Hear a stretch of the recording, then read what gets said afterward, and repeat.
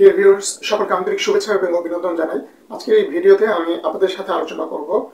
Tax বা return দাখিলের প্রমাণপত্র কি এবং রিটার্ন দাখিলের প্রমাণপত্র কি কি কাজে ব্যবহার করা যায় এবং এটা কিভাবে সংরক্ষণ করতে হয় এবং ইত্যাদি বিষয় নিয়ে এই ভিডিও প্রথম থেকে শেষ পর্যন্ত আপনাদের সাথে আলোচনা করব। তো চলুন যাই বন্ধুরা, প্রথমেই আমরা জেনে নিই যে আসলে ট্যাক্স রিটার্ন দাখিলের প্রমাণপত্রটা আসলে কি। বন্ধুরা,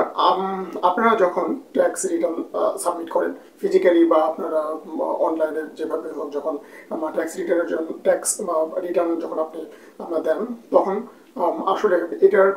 অ্যাকনোলেজমেন্ট বা এটার রিসিভ করার যে প্রমাণপত্র, সেটা আসলে ইনকাম ট্যাক্স রিটার্ন দাখিলের প্রমাণপত্র হিসেবে বিবেচিত হয়। সাধারণত ইনকাম ট্যাক্স দাখিলের প্রমাণপত্র তিন ধরনের হয়ে থাকে। যেমন ধরেন, আপনি যদি কখনো ম্যানুয়ালি ট্যাক্স রিটার্ন দেন, তাহলে আপনি ট্যাক্স রিটার্ন জমা দেওয়ার পর ট্যাক্স রিটার্নের যে প্রাপ্তির স্বীকার অংশ বা ট্যাক্স রিটার্নের যে স্বীকৃতিপত্র, যে অফিসার আপনার কাছ থেকে রিটার্নটা রিসিভ করবে, সে ওই প্রাপ্তির স্বীকারপত্রে তার সিল দিয়ে এবং সিগনেচার দিয়ে রিটার্ন যে তারিখে আপনি জমা দিলেন সেই ডেট দিয়ে আপনাকে প্রাপ্তির স্বীকার অংশ বা সেই প্রত্যয়নপত্রটা ফেরত দেয় আপনাকে। তো এই যে আপনি ম্যানুয়ালি যখন ট্যাক্স দিলেন, তখন যে তার যে আপনার প্রাপ্তি স্বীকার পত্রটা আপনাকে দিল, এটাই আপনার কাছে আসলে রিটার্ন দাখিলের প্রমাণপত্র হিসেবে বিবেচিত হবে যদি আপনি ম্যানুয়ালি ট্যাক্স রিটার্ন সাবমিট করেন।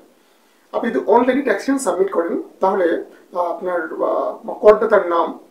করদাতার টিন নাম্বার এবং আয়কর বর্ষ সম্বলিত আপনাকে একটা কম্পিউটার জেনারেটেড একটা প্রাপ্তি স্বীকার পত্র দেয় এবং এটা আপনাকে প্রিন্ট করে রাখতে হবে। এবং এই কম্পিউটার জেনারেটেড আসলে এটাই আপনার জন্য হচ্ছে ইনকাম ট্যাক্স রিটার্নের দাখিলের প্রমাণপত্র। আর এটা আপনি পাবেন যখন আপনি অনলাইনে আপনার রিটার্ন সাবমিট করবেন, তখনই। অপরপক্ষে ইনকাম ট্যাক্স অথরিটি যদি করদাতার নাম এবং করদাতার ইনকাম ইনকাম ট্যাক্স আইডেন্টিফিকেশন যে নাম্বার থাকে, টিন নাম্বারের নাম্বার সম্বলিত, এবং সাথে যদি করবর্ষ উল্লেখ করে আয়কর রিলেটেড কোনো প্রত্যয়নপত্র প্রদান করে, সেটাকেও কিন্তু ইনকাম ট্যাক্স রিটার্ন দাখিলের প্রমাণপত্র হিসেবে বিবেচনা করা হয়ে থাকে। আর এটা হয় তখনই যখন ইনকাম ট্যাক্স অথরিটি, যখন আপনার ইনকাম ট্যাক্স তারা ইনকাম ট্যাক্স অথরিটি এসে যখন আপনার আয়কর ধার্য করে বা তারা যদি আপনার ট্যাক্সটা অ্যাসেস করে, তখন তারা এই ট্যাক্সটা রিয়েলাইজ করে তারপর তারা একটা প্রত্যয়নপত্র, মানে ইনকাম ট্যাক্স অথরিটি একটা প্রত্যয়নপত্র দেয়, যেখানে আপনার নাম, মানে করদাতার নাম, ইনকাম ট্যাক্সে আপনার যে টিন নাম্বার এবং সেই সাথে কোন সালের ট্যাক্স ইনকাম ট্যাক্স অথরিটি নির্ধারণ করলো এবং ট্যাক্সের পরিমাণ কত ইত্যাদি বিষয় উল্লেখ করে আপনাকে ট্যাক্স আপনার কাছ থেকে রিয়েলাইজ করার পরে আপনাকে একটি তারা প্রত্যয়নপত্র দেয়। এই ইনকাম ট্যাক্স বা অথরিটি কর্তৃক স্বীকৃত, এটাকেও আসলে বলা হয়ে থাকে রিটার্ন দাখিলের প্রমাণপত্র। ওকে, আর এটা তখনই হবে যখন আপনি নিয়মিত রিটার্ন না দেন বা ট্যাক্সেবল ইনকাম বা ইনকাম ট্যাক্স আইনের চোখে আপনি যখন রিটার্ন প্রদান করতে বাধ্য, ট্যাক্স দিতে বাধ্য, তারপরে যখন আপনি যদি ট্যাক্স না দেন, তখন কিন্তু ইনকাম ট্যাক্স অথরিটি আপনাকে ঠিক এভাবে আপনার উপর কর ধার্য করে তারপর এই রিটার্ন দাখিলের প্রত্যয়নপত্রটি আপনাকে দিয়ে থাকে। এবং এখন চলুন আমরা একটু জেনে নিই যে এই রিটার্ন দাখিলের প্রমাণপত্রটা আসলে বাংলাদেশে কোন কোন ক্ষেত্রে কিভাবে ব্যবহার করতে হয়। ইনকাম ট্যাক্স আইনের 264 ধারা অনুযায়ী 45টা সেবা নিতে হলে আপনাকে অবশ্যই রিটার্ন দাখিলের প্রমাণপত্র আপনাকে শো করতে হবে বা জমা দিতে হবে, তারপরে সার্ভিসগুলো নিতে হবে।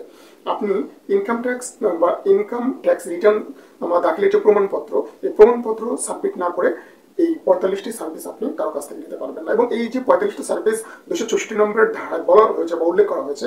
এই 45টি সার্ভিস যারা যারা আপনাকে প্রোভাইড করবে বা যারা এই সার্ভিসগুলো প্রোভাইড করে, তাদেরও কিন্তু আইনগত দায়িত্ব, যে স্ট্যাটুটরি অব্লিগেশন তাদের এটা, যে এই সার্ভিসগুলো যখন তারা প্রোভাইড করবে, তখন যাদেরকে সার্ভিস প্রোভাইড করছে তাদের কাছ থেকে তারা রিটার্ন দাখিলের প্রমাণপত্রের কপি নেবে এবং তারপরে সার্ভিসগুলো দেবে। যেমন ধরেন, আপনি যদি কোনো ব্যাংক থেকে ক্রেডিট কার্ড নিতে যান এবং আপনি যদি মনে করেন যে কোনো সিটি কর্পোরেশন এরিয়াতে আপনি যদি কোনো ট্রেড লাইসেন্স করতে যান, এক্সপোর্ট ইম্পোর্টের যদি কোনো লাইসেন্স করতে চান, অথবা আপনার যদি লাইসেন্স থাকে সেটাকে যদি আপনি নবায়ন করতে যান, সিটি কর্পোরেশন, ক্যান্টনমেন্ট এরিয়া বা পৌরসভা এরিয়াতে 10 লক্ষ টাকার অধিক কোনো জমি যদি আপনি ক্রয় করতে চান বা কোনো আবাসনে যদি আপনি বিনিয়োগ করতে চান, তারপরে ধরেন আপনি 20 লক্ষ টাকার অধিক পরিমাণে যদি ব্যাংক থেকে কোনো ঋণ নিতে যান, এরকম 45টা সার্ভিস রয়েছে। এই সার্ভিসগুলো নিতে হলে আপনাকে যে অথরিটির কাছ থেকে আপনি সার্ভিসগুলো নেবেন, ওই অথরিটিকে অবশ্যই আপনার মানে রিটার্ন দাখিলের প্রমাণপত্র শো করতে হবে, তারপর আপনি সার্ভিসগুলো পাবেন। তো এগুলো যে আসলে ইনকাম ট্যাক্স রিটার্নের আপনার আসলে ব্যবহারটা, ইনকাম ট্যাক্স রিটার্ন দাখিলের যে প্রমাণপত্র, সেটা কিভাবে ব্যবহার করতে হয়। এখানে আরেকটা বিষয় যে ইনকাম ট্যাক্স রিটার্ন দাখিলের যে প্রমাণপত্র, এটা বিজনেসম্যান যারা রয়েছে বা বিজনেসের ক্ষেত্রে এই বা ইনকাম ট্যাক্স রিটার্ন দাখিলের প্রমাণপত্রটি অবশ্যই তাদের যে হেড অফিস বা প্রধান অফিস রয়েছে বা নিবন্ধিত যে অফিস রয়েছে ওই অফিসের ভিজিবল কোনো স্থানে এটা হ্যাঙ্গিং করে রাখতে হবে, যে জায়গাতে সাধারণ মানুষ খুব সহজেই গিয়ে দেখতে পারে। এরকম একটা জায়গায় তাদের প্রধান অফিসের এমন একটা জায়গায় কিন্তু তারা ট্যাক্স দেওয়ার পর তাদের সেই রিটার্ন দাখিলের যে প্রমাণপত্র সেটা টানিয়ে রাখতে হবে। এখানে আরেকটা বিষয়, যে ব্যক্তি যারা স্বাভাবিক ব্যক্তি বা ব্যক্তি করদাতা যারা রয়েছেন তাদের ক্ষেত্রে কিন্তু তাদের যে ইনকাম ট্যাক্স রিটার্নের যে প্রমাণপত্র সেটা সংরক্ষণ করে রাখতে হবে। কোনো সময় যদি আয়কর কর্তৃপক্ষ এবং অন্য কোনো কর্তৃপক্ষ যদি তার কোনো বছরের ইনকাম ট্যাক্স ঠিক মতো সে পে করেছে কিনা এবং সে বিষয়ে যদি তারা কোনো সময় তদন্ত করতে আসে, তাহলে কিন্তু তাকে তার প্রমাণপত্র শো করতে হবে ওই স্বাভাবিক ব্যক্তিকে, যে সে যে তার তার ট্যাক্স দিয়েছে বা রিটার্ন দিয়েছে, এবং রিটার্নতে তার সেই প্রমাণপত্র দেখালে সেটা মাত্র প্রাথমিকভাবে প্রমাণিত হবে যে সে আসলে